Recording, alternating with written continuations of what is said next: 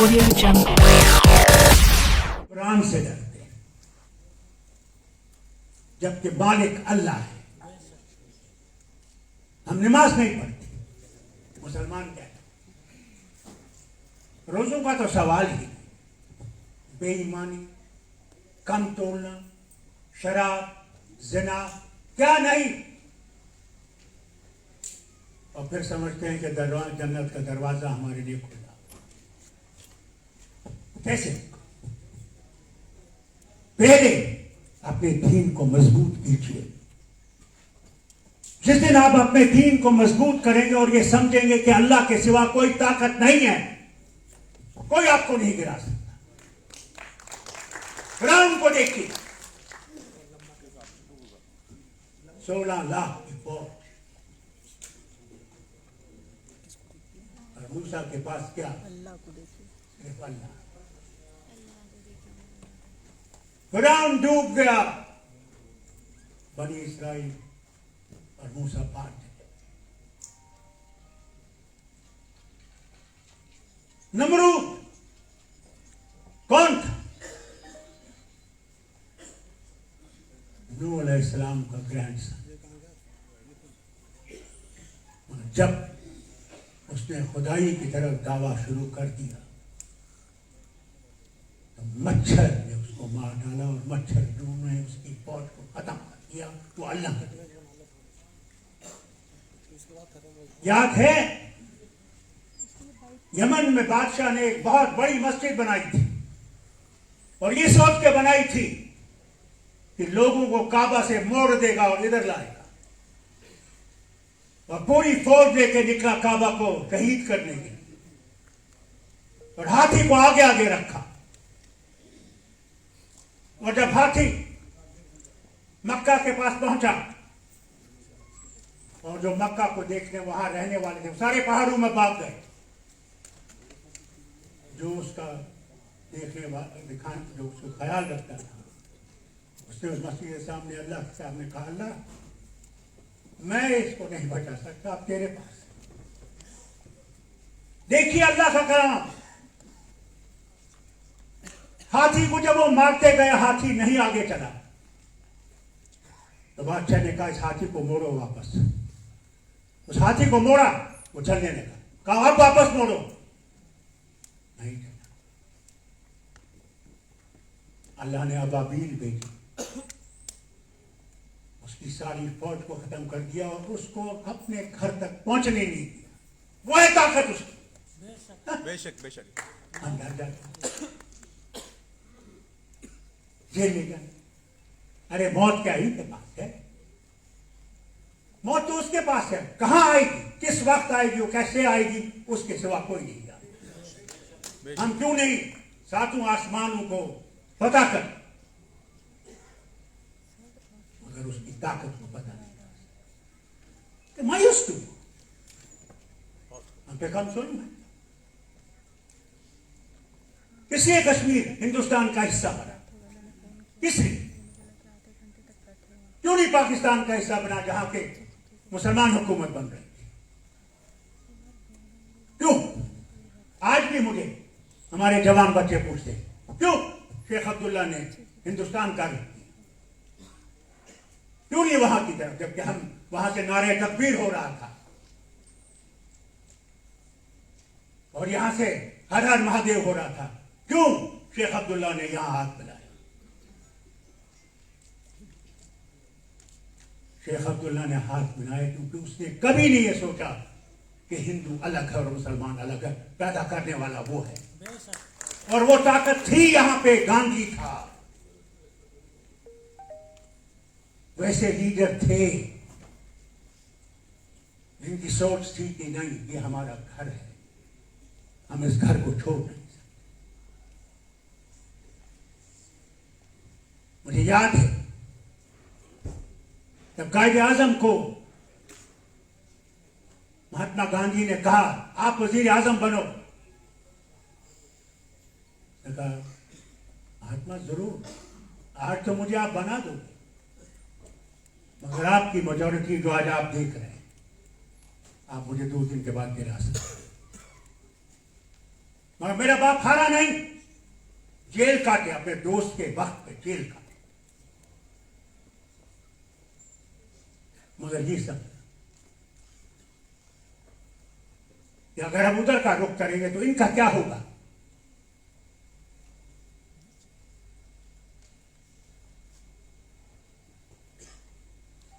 मैं अल्लाह के सामने क्या जवाब दूंगा कि मैंने 40 लाख को बचाने के लिए 12 करोड़ को बचा दिया? हम बर्दाश्त करेंगे अज़ाब,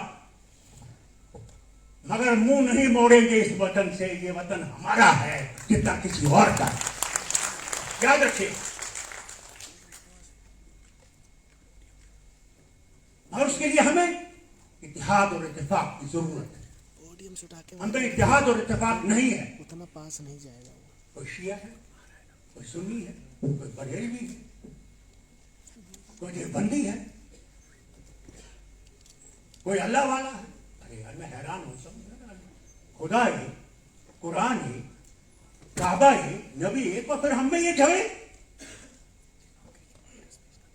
कैसे मुकाबला करोगे? जब तक पहले ये अंदरूनी झगड़ों को मिटाने की कोशिश नहीं करो। इलेक्शन आते हैं, हम ही मुसलमान बिक जाते हैं, हमारे लीडर बिक जाते हैं। कौम को मारो गोली, अपनी रकम हासिल कर ली, आराम से बैठ दुबई से चक्कर मार के आएंगे जहां की अवाम तूने मर गए। मेहरबानी करके उन लीडरों को देखिए, उनको समझिए, उनको समझाइए और उनको लाइए जो अपना ईमान तब भी ही बेचेगा अगर उनको सूली पे बिठराया जाएगा, वो अपने ईमान पे खड़े रहे। ये किसी और का देश है, हमें हक नहीं। हमारे अखबार पर क्या करें, लिख नहीं सकते क्योंकि हमारी कौम का कोई अखबार, कोई मीडिया नहीं है। सारे मीडिया अमीरों के उधर गए क्योंकि उनके उन कबर्ड्स में ऐसी ऐसी चीज छुपी हुई जो वो नहीं चाहते निकले, उन्हें सर झुका दिया। पहली चीज मैं आपसे कहूंगा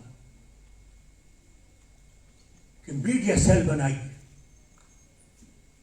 और जबरदस्त, हमें किसी का खिलाफ नहीं बोलना, हम दुश्मन नहीं बनाना, मगर हमने उनके सामने अपनी दलील रखनी है और कुछ। मैं आरा से खिलाफ नहीं बोल, बीजेपी के खिलाफ नहीं, तो अपना रास्ता। अल्लाह उस रास्ते को आगे चलाएगा जो सही होगा और जिसमें सारी इंसानियत बच सकेगी। अल्लाह उसी रास्ते को मजबूत करेगा। हाँ, जब ये अल्लाह आप पे ये तूफान डाल रहा है, ये याद रखिए ये आपके लिए इम्तिहान और मेरे लिए इम्तिहान है कि क्या मेरा ईमान सही है या नहीं है। या मैं सिर्फ वक्ती मुसलमान बैठा हुआ। मैं इस इम्तिहान का मुबारक करता हूं कि मुझे एक जगह था, मुझे कहता उठो, ताजुद पढ़ो, अल्लाह तुम्हारे लिए रास्ते बनाएगा। एक दफा मैं जब सदर बना जमात का, विलायत से आया, वहां जब तक कोई चोर नहीं साबित हो जाए तब तक चोर नहीं।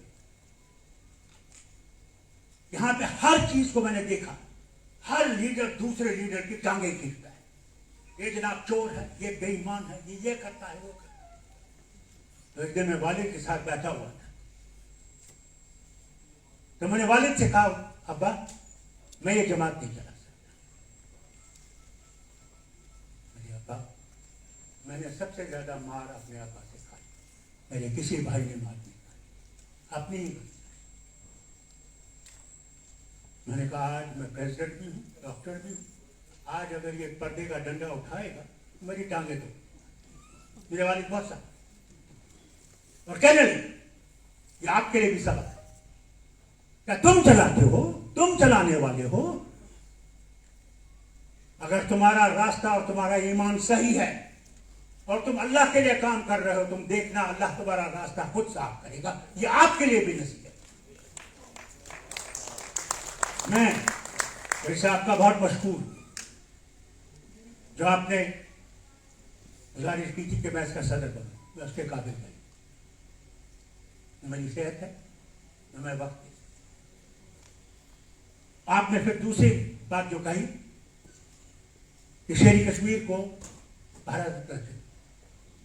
शेर कश्मीर ने कभी किसी ओहदे के लिए काम नहीं किया और न आज तक मैं कभी ना इनसे मांगूंगा कि उसको भारत रत्न दिया जाए। मैं सिर्फ अल्लाह से मांगता हूं, या अल्लाह उसे जन्नत नसीब कर और उसके गुनाहों को आफू कर। वही है आखिरी जगह, वही ये तमगे वगैरह सब नाम और निशान मिट जाए, सब पहाड़ जमीन में डूब जाए और हम सब खड़े होंगे अल्लाह के दरबार के सामने। वहां सिर्फ जो हमारे अमल होगा वो आपके काम आएगा। मुसलमानों घबराओ मत, डरो मत मेरी बहनों। शिरीन बाग में जो आपने काम किया उसने दुनिया को हिला दिया। ये भी कहूं, हम कहते हैं ना विमेन्स एम्पावरमेंट, कोई आपको एम्पावरमेंट देने के लिए तैयार नहीं है जब तक अपने एम्पावरमेंट के लिए आप खुद लड़ेंगी नहीं। आज पार्लियामेंट में 300 से ज्यादा इनके पास मेंबर है। आज ये क्यों नहीं वो बिल पास करते? बाकी बिलें भी क्यों पास करते हैं? मैं जब 80 में गया हजूर तो ये लॉ की बिलें आती थी, हुक्म आता था, आपने हाथ खड़ा कर दिया। तो मैं मेंबर से पूछता था, बिल तुमको पता है क्या है, इसके क्या क्या होगा इससे? कहते थे नहीं, हमें हुक्म आया, हाथ खड़ा। वही हाल आज है, रोज बिलें आती है, कोई बहस नहीं हो। ये हमारी जमहूरियत है। अरे पास करना है, सुनो,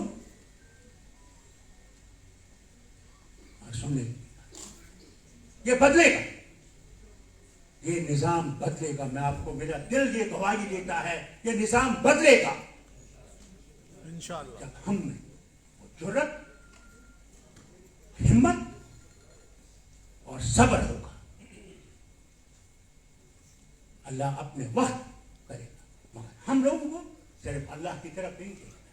बस तो कब नहीं, वो नहीं करेगा चाहे यहां इसने बयान किया था, जब तक तुम अपने लिए खुद खड़े नहीं। ये नहीं करना, हमें तलवारें नहीं उठा, माफी मांग, उसे ये लगेगा कि हम अपने ही वतन के खिलाफ जहाद लड़ रहे, मगर अपने हक के लिए हमें लड़ना है। और ये जो आपने यहां पे बना रखा है, इस पे फौरन अमल कीजिए, और इस पे अगर आप फौरन अमल नहीं करेंगे तो वक्त के साथ ये भी डूब जाए। सबसे जरूरी है ये जो कमेटियां आप बनाए, इन बुजुर्गों से जो बड़े तूफानों से गुजरे हुए, उनके साथ बैठ के मशवरा जल्दी करें, ये कमेटी को तश्कील दें और वो कमेटी काम कर सके। कमेटी नाम से हो, कमेटी काम करे तो हर एक का भला होगा, मुसलमानों का भी और उन हिंदुओं का भी, उन क्रिश्चियनों का भी जो हमारे से भी नीचे गिराए गए। इसलिए आपसे एक गुजारिश करूंगा, ये तहरीक चल नहीं सकेगी जब तक इसमें पैसा नहीं होगा। आजकल पैसे के बगैर नहीं चलता।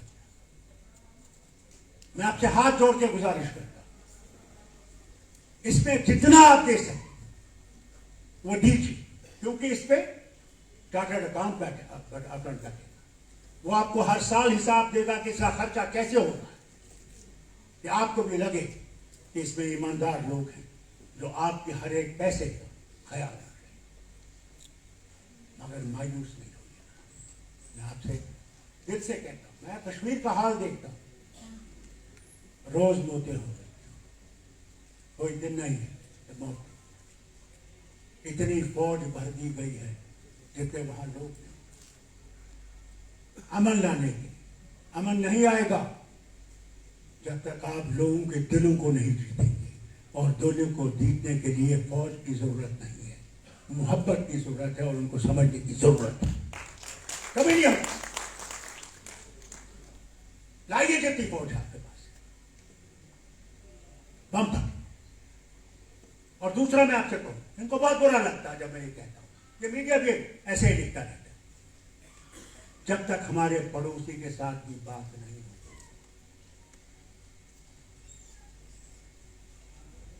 जब तक वो भी इस बात पे नहीं आ जाएंगे कि हमने मिलजुल के रहना है, हमने रास्ते निकालने हैं एक दूसरे के साथ बेहतरी के लिए, जंग तबाही का बाइस हो सकती है। देखिए यूक्रेन को देखिए, कैसे वहां के लोग कहां हैं। आज की जंग मामूली जंग नहीं है, आज की जंग रॉकेट्स हैं, एटम बम है, अल्लाह जाने क्या नहीं है। जो हमने 75 साल में बनाया है वो मिनटों में उठ जाए। जब हम बात करते हैं इनको बुरा लगता है, खुद जब बात करते हैं तो बड़ा अच्छा लगता है। हम कहते क्या है, हम जरूर मुसलमान हैं मगर हम हिंदुस्तानी मुसलमान हैं, हम चीनी, अमरीकी और रूसी मुसलमान नहीं हैं। हम पे विश्वास करो, हम पे एतबार करो। ये तुम्हारा नुकसान हो रहा है कि तुम मुसलमानों पे एतबार नहीं करो। मुसलमानों पे एतबार करना सीखो। जेल भरने से अमन नहीं आएगा, झूठे केस लगाने से अमन नहीं आएगा। तुम अगर समझते हो कि झूठे केस लगा के तुम डुबो दोगे लोगों को, लीडर तुम्हारे सामने झुक जाएंगे, फारूक अब्दुल्ला कभी नहीं झुकेगा अल्लाह के सिवा। अल्लाह के सिवा उसके किसी के सामने, उसके रसूल के सामने भी नहीं झुकूंगा, क्योंकि सिर्फ वो है और उसी के सामने आपसे भी कहते हिम्मत मरना मदद खुदा।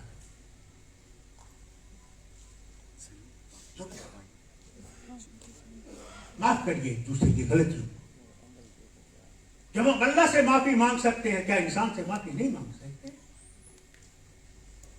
माफी गुनाहगार, अल्लाह से मांगिए कि अल्लाह इनके गुनाहों को अफू करे और इन्हें सही रास्ता दिखा कि इस कौम को आगे ले सके, इनकी मुश्किलात को दूर कर सके। सारी मुश्किलात दूर नहीं हो, आज तक नहीं हो जब से दुनिया बनी, आराम से तो रह सकेंगे। ये डर तो नहीं रहेगा कि कोई छुरा खोद देगा, कोई मेरी बेटी से बलात्कार करेगा, ये डर तो नहीं। अरे हमने कभी ऐसा कदम नहीं उठाया, कभी नहीं। इस्लाम ने हमें सिखाया। जब नबी करीम सल्लल्लाहु अलैहि वसल्लम के पास वो लोग आए जो उनके मजहब से अलग थे, उन्हें शोर उठाया, आप क्यों मिले इनसे?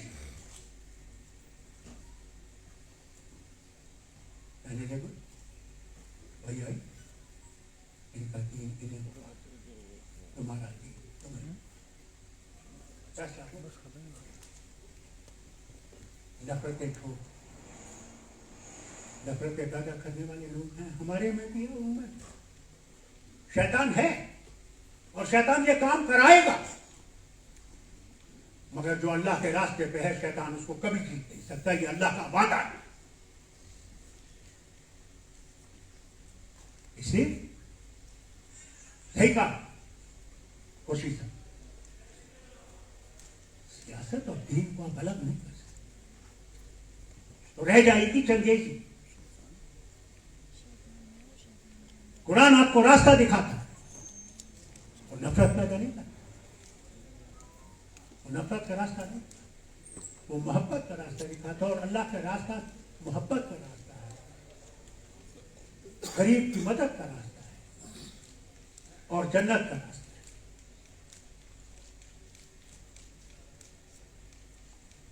हम लोग एक मुसीबत से गुजर रहे हैं, मगर हमें उम्मीद है कि अल्लाह ताला इस मुश्किल से हमें निकाले। वो हमें आजमा रहा है, अल्लाह करे कि हम उसकी आजमाइश में सही। चाहूं कि आप दुआ करें, न सिर्फ अपने लिए बल्कि आलम इस्लाम के लिए, जहां हर वक्त मुसीबतें, वो अफगानिस्तान में, वो आपका पड़ोसी, वो आप इराक देखिए, वो आप शाम देखिए, वो आप अपने पैलेस्टीनियन भाई बहनों को देखिए, इसका रोज सुधार हो, मगर उन्हें हार नहीं मानी। इससे ज्यादा आपका वक्त नहीं, बहुत वक्त है, इन्हें मुझे मैं मशहूर हुआ। आप मुझे हिम्मत दीजिए, मैं आपको हिम्मत, ये क्यों बेटा। आइए कश्मीरी भाई बहनों से भी बात करें, कई उनमें से हिंदुस्तान से निकलना, उनको समझाइए, उनसे बात करें, यानी हम आपके साथ हैं, हम आपके दुख में शामिल हैं। वो आपके दुख को देखते हैं, उनको रोना आता है। इस तरह से बताया जाता है, इस तरह से मारा जाता है, इस तरह मस्जिदों को तोड़ा जाता है। याद रखिएगा, क्यों ढूंढते हो उसको जमीन और आसमान की गर्दिश में, अगर वो तुम्हारे दिल में नहीं, वो तुम्हारे पास कहीं भी नहीं। उसको अपने दिल में कर, वो आपको, अल्लाह आपको तौफीक दी और हम सबको तौफीक दे कि हम अच्छा हिंदुस्तान फिर से देख सकें, खुशियों का हिंदुस्तान देख, हम सबकी मोहब्बतों का हिंदुस्तान देखें, जिसमें हिंदू, मुसलमान, सिख, ईसाई जितने भी रहने वाले हैं सब इज्जत से, एहतराम से और मोहब्बत से एक एक साथ रह सके। अल्लाह आपको सलामत रखे। व आखिर दावाना अल्हम्दुलिल्लाह।